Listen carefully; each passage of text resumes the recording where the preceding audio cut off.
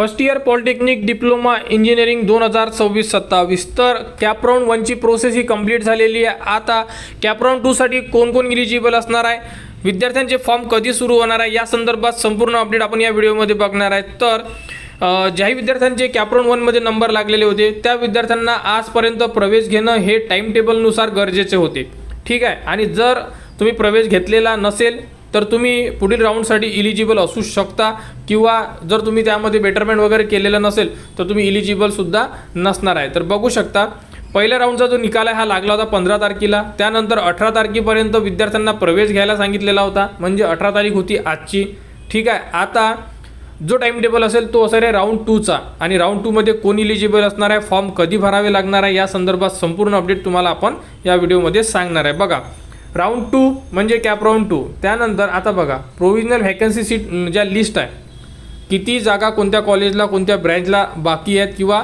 शिल्लक राहिलेल्या आहेत, 19 तारखेला माहिती पडणार आहे तुम्हाला, क्लिअर। त्यानंतर कॅप राऊंड 2चे फॉर्म कधी भरायचे आपल्याला 20 आणि 21 तारीख नोट करून ठेवा। सध्याच्या टाइम टेबलनुसार 20 आणि 21 या 2 दिवसामध्ये तुम्हाला तुमचा जो कॅप राऊंड 2चा फॉर्म आहे हा भरावा लागेल, आणि 23 तारखेला निकाल लागणार आहे कॅप राऊंड 2मध्ये कोणकोणत्या विद्यार्थ्यांना कॉलेज मिळालेले आहे, क्लिअर एवढं।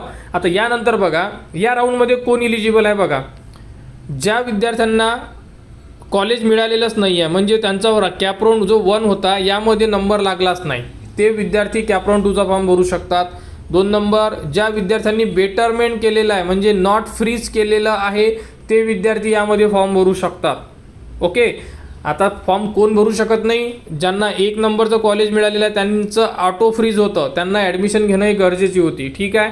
ते विद्यार्थी फॉर्म भरू शकणार नाही आहे या राऊंडमध्ये। आणि त्यानंतर ज्या विद्यार्थ्यांनी ऑलरेडी आता प्रवेश घेतलेला आहे, त्यांची इच्छा आहे की कॅप राऊंड 2 भरायचा, ते भरू शकत नाही आहे, कारण त्यांची ऑलरेडी ॲडमिशन ही कन्फर्म झालेली आहे, DT कडून त्यांची जी ॲडमिशन आहे ही कन्फर्म झालेली आहे, त्यामुळे आता ते सुद्धा फॉर्म भरू शकत नाही, क्लिअर। तर ज्यांनी बेटरमेंट केलेला आहे ते फॉर्म भरू शकतात, ज्यांचा नंबर लागलेला नाही आहे ते फॉर्म भरू शकतात कॅप राऊंड 2मध्ये।